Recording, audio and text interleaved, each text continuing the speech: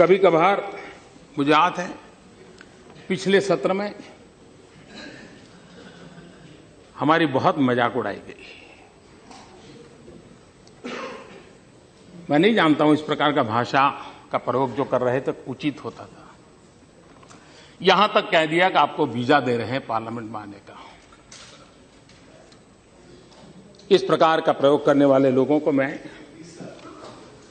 और तो कुछ कहता नहीं हूं, लेकिन मैं इतना कहता हूं,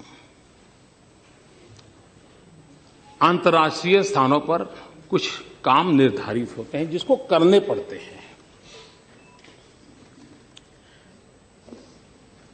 उन मीटिंगों में पहले के प्रधानमंत्रियों को भी जाना पड़ता था, इस प्रधानमंत्री को जाना पड़ता है और भविष्य में जो आएगा उसको भी जाना पड़ेगा।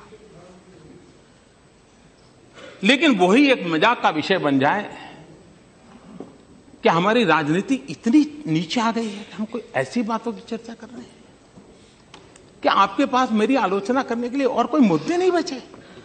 लेकिन मैं कहना चाहता हूं, अगर आपको देश की इतनी चिंता थी तो आप इस देश का प्रधानमंत्री विदेश गया तो कितना समय कहां बिताया, कभी उसकी भी तो जांच कर लेते, कभी उसकी भी तो इंक्वायरी कर लेते। मैं आज कहना चाहता हूं जी, मैं जापान गया तो जापान मेरे कार्यक्रम में मैंने एक कार्यक्रम क्या जोड़ा, मैं वहां एक नोबेल लॉरिएट साइंटिस्ट याकामाहा को मिलने गया। क्यों? फोटो निकलवाने के लिए। मैं इसलिए किया गया कि उन्होंने स्टेम सेल के अंदर जो रिसर्च की है, मैंने जितना पढ़ा था तो मेरे मन में आया था शायद इनकी एक खोज हमारे काम आ सकती है क्या। क्योंकि मैं जानता हूं मेरे देश के आदिवासी, उन आदिवासियों को परंपरागत रूप से सिकल सेल की भयंकर बीमारी से जूझना पड़ रहा है, और सिकल सेल की बीमारी कैंसर से भी भयंकर होती है। जिन्होंने सिकल सेल की बीमारी वालों के विषय में पूछा है तो पता चलेगा ये कितनी पीड़ादायक होती है और पीढ़ी दर पीढ़ी चलती है। अभी तक उसकी कोई दवाई नहीं मिली है। एक आशा लगी है कि स्टेम सेल के द्वारा सिकल सेल की बीमारी से मुक्ति हो जाए।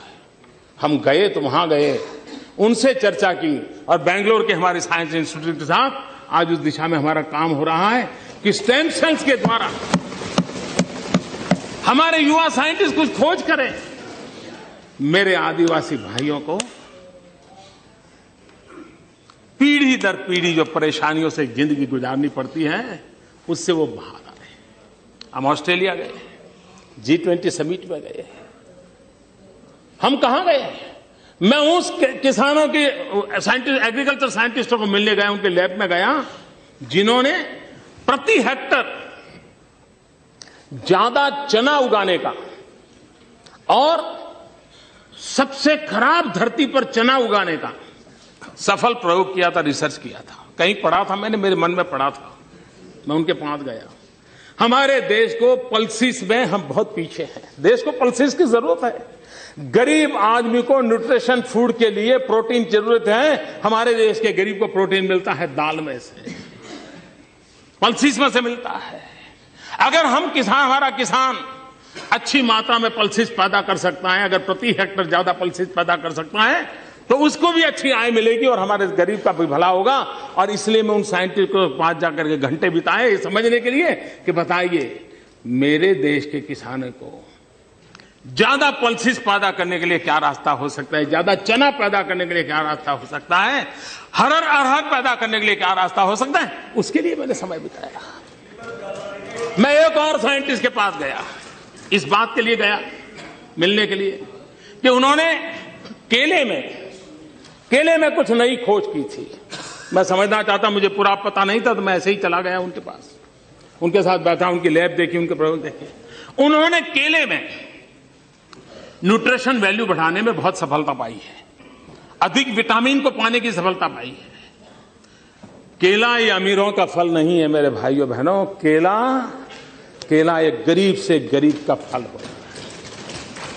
अगर केला उसमें न्यूट्रिशन वैल्यू बढ़ता है, विटामिन अगर ज्यादा अच्छे मिलते हैं और इस प्रकार की खोज के साथ केला बनता है तो मेरे देश का गरीब से गरीब व्यक्ति केला खाएगा, उसको ज्यादा ताकत मिलेगी। अगर विदेश जाते हैं तो इस काम के लिए जाते हैं। देश का गरीब हमारे दिमाग में होता है, देश का आदिवासी हमारे दिमाग में होता है, देश का किसान हमारे दिमाग में होता है, और दुनिया में जो भी अच्छा है, जो मेरे देश के गरीबों के काम आए, उसको लाने की एक तड़प होती है। उस तड़प के लिए हम कोशिश करते हैं, और इसलिए समय का सदुपयोग करते हुए हम किस प्रकार से हमारे देश को आगे ले जाएं, उसके लिए सोचते हैं, उसी को लिए करते रहते हैं, उसी पर हम करने के लिए कोशिश प्रयास करते हैं।